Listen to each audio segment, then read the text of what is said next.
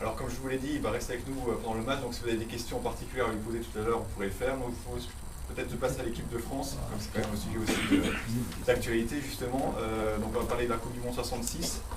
Je sais pas, le fait de jouer en Angleterre, à Wembley, face à l'Angleterre notamment, quel souvenir vous en gardez en particulier peut-être aussi du but que vous avez marqué contre le Mexique justement? La joie, hein, donc que dire de plus, hein, donc un bonheur. Hein, Parce qu'évidemment, l'équipe de France, elle est arrivée, il y avait pas mal de désorganisation au niveau du staff, alors que les joueurs étaient quand même assez... on avait déjà 3 entraîneurs avec 3 systèmes différents, alors ça c'est vraiment français. Hein. Je dis si actuellement c'est la même chose, vous aviez Chaffron qui était l'entraîneur de Lyon, c'était béton. Vous aviez Domergue, défense en ligne avec mon ami Domergue. Et puis vous avez Guérin qui essayait de concilier avec les 2 autres. Alors je vous passe les détails. Il n'y en avait pas un qui dominait, enfin qui était... celui-là qui avait le plus d'emprise sur les autres, c'était Domergue. Et c'était le 3e entraîneur qu'ils avaient emmené. Hein. Donc normalement c'était Guérin l'entraîneur en chef. Parce que vous, quand vous avez fait les qualifications, il y avait juste Guérin, il y avait juste Guérin, il n'y avait pas les 2 autres. Vous aviez éliminé la Yougoslavie, c'est ça? Voilà, la grande Yougoslavie. C'est un exploit à l'époque. Ouais. Et avant la Coupe du Monde, vous faites nul en Union soviétique? 3-3, ouais. Et puis on avait gagné en Norvège. 1-0 aussi. 3-3, on avait fait match nul contre l'Argentine, match nul contre l'Italie. Donc quand vous allez à la Coupe du Monde, vous débarquez en Angleterre. On était confiants, hein, parce que vu l'équipe qu'on avait quand même un garçon comme Lucien Muller, on en discutait avec Alexandre, qui était titulaire au Real et après il est allé au Barcelone. Il n'a pas fait un match parce qu'il ne s'entendait pas avec Domergue. Encore une fois, je m'excuse. C'est ma tête de turc, hein, j'ai pas peur de le citer parce que je lui dis en face tout ce que je vous dis là. Donc il l'a pas fait jouer. C'est quand même incroyable, non? Enfin, on avait Herbin, Combin, on avait Bosquet, Tchorkaeff, le père, hein, donc on avait une équipe sur le papier. Je suis sûr qu'au jour en France, je ne vais pas dire on va la gagner, mais on est dans le carré final, hein, parce que sur le papier, on avait une des meilleures équipes. Hein, mais bon. Et finalement, il y a eu cette désorganisation qui nous a coûté le résultat. Comme actuellement, hein, c'est un peu le même. Alors j'ai lu aussi que finalement le meilleur match que vous faites en phase finale, c'est l'Angleterre à Wembley, chez elle, future championne du monde. Ouais. Et qu'à un moment vous étiez à 9, hein, c'est ça? Ouais, et puis on peut marquer, moi je peux marquer, j'ai une occasion. Est-ce que vous avez le sentiment que tout était fait pour faire gagner l'Angleterre en 66 ou il y avait... Ça se sentait sur le... Ça se sentait... déjà le but qui marque contre l'Allemagne en finale. À part ce qui est connu. Non, déjà il n'y avait que 16 équipes, hein, il faut le savoir. Ouais. 16 équipes, donc ça a mis le déchaînement. Ah oui, bon, mais c'est... D'ailleurs ils ont fait tous leurs matchs à Wembley. Nous on a dû jouer à White City, donc le deuxième match contre l'Uruguay. Il paraît d'ailleurs qu'il y avait un match qui a dû être délocalisé à cause d'une course de débris.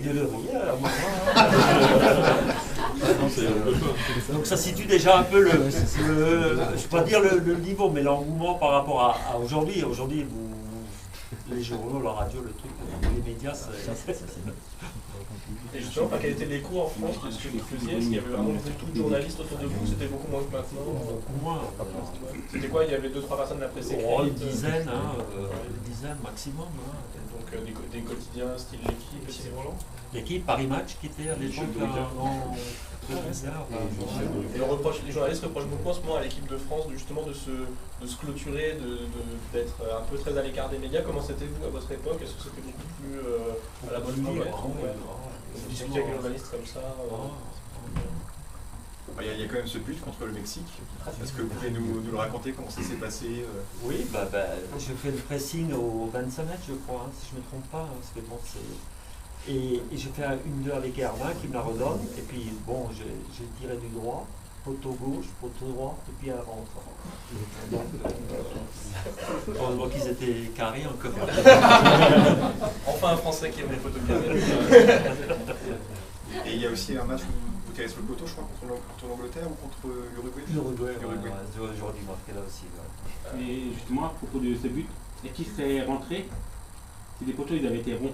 Ouais, c'est ce que je dis. Il y avait une telle puissance que. Et après l'élimination, est-ce que vous êtes resté en Angleterre pour voir les autres matchs ou vous êtes... Non, non, il y a une consolante, on a été reçus au palais Buckingham, et puis il y avait sur le plateau des éliminés, il y avait le Brésil et l'Italie. Donc ça nous a consolé un petit peu. Hein. Donc, les Italiens parlaient coréen, et le Brésil parle le Portugal. Hein. Donc D'ailleurs, on était un peu... il y a eu pas mal de bruit justement à cause de la défaite des Italiens contre la Corée du Nord. Il y a même des gens qui disent qu'en fait il y avait deux Corées, enfin 11 joueurs en première mi-temps et 11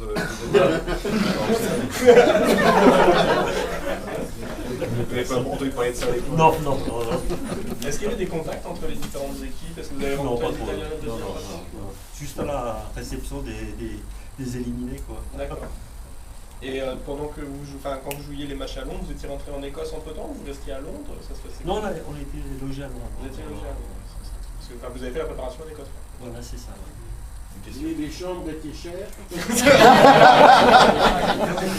En plus, elles étaient même pas garnies. Hein. Quelle question? Zaya était pas né, hein. De toute façon, avec les primes qu'on avait, on risquait pas de se la payer. Hein.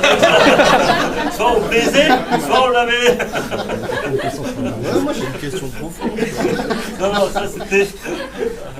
Au moins, on savait que c'était pour nous et pas pour l'argent. Hein. C'est le beat. Oui, il y a quelque chose qui me frappe, c'est quand vous évoquez votre but contre le Mexique, vous avez, on peut voir que vous avez les yeux qui brillent, ça vous touche, et même quand vous évoquez votre parcours au Racing, et on a l'impression qu'actuellement, que ce soit dans l'équipe de France, autour de l'équipe de France ou dans les clubs, il y a quelque chose, il n'y a pas cette passion. Justement, quand on voit certains joueurs, que ce soit au Racing ou à l'équipe de France, on a l'impression qu'ils justement ils ont pas ça, ils ont pas cette étincelle dans les yeux, ils ont l'impression qu'ils s'en foutent complètement, qu'il y a comme une sorte de, j'ai pas envie non plus de faire du misérabilisme, mais qu'il y a une sorte de passion qui est morte. Vous expliquez ça comment? Par l'argent peut-être? Oui, vous avez tout résumé. Vous savez, une anecdote, quand le fils à Johnny Shoot est mort, hein, donc par un accident, on était à l'enterrement. Il y avait Philippe Piat, qui est donc le grand ordinateur de l'Union nationale des footballeurs professionnels. Et il me disait, Gérard, et donc ça remonte quand même à plus de 10 ans, hein, même, il me disait, Gérard, moi j'ai peur que l'argent prenne le pas sur tout, parce qu'il y a la mafia qui va, je m'excuse, mais c'est la mafia qui va régir tout ça. Et puis le Racing est en plein dedans, là. Hein. Ouais. Le Racing est en plein dedans de ce qui se passe à un niveau...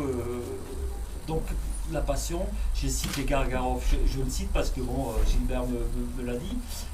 Vous croyez qu'il a joué pour le Racing? Moi je raconte toujours, et je suis sincère en disant ça, quand nous on perdait à domicile le samedi ou le dimanche, mais je n'osais pas aller en ville le lundi ou le mardi, parce que en Alsacien, les gens me disaient, ah bah c'est cher, ça fait tant mieux, bon, c'est vrai, on avait cette culture du Racing.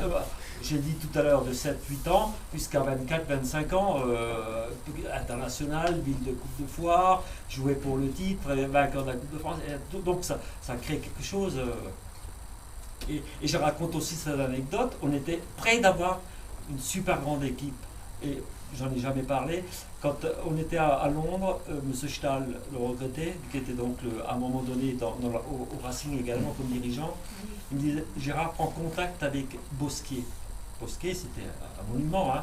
Il me disait, moi je vais le recruter pour le Racing, il faut stabiliser la défense encore en plus, parce que Raymond était un peu sur le retour. Et ça ne s'est pas fait. Hein. Et Bosquier, vous savez ce qu'il voulait? Un magasin de coiffure pour son épouse. C'était la seule condition qu'il avait émise pour venir de Sochaux à Strasbourg. Et ça ne s'est pas fait parce que M. Stahl n'a pas été intronisé président, et puis c'est M. Heinz qui a dit, moi je reste encore une année, et ainsi de suite. Hein, donc. Mais on était tout près d'avoir une... Mais bon, ça, comme toujours, au Racing, il y a cette étincelle qui manque. Hein, donc,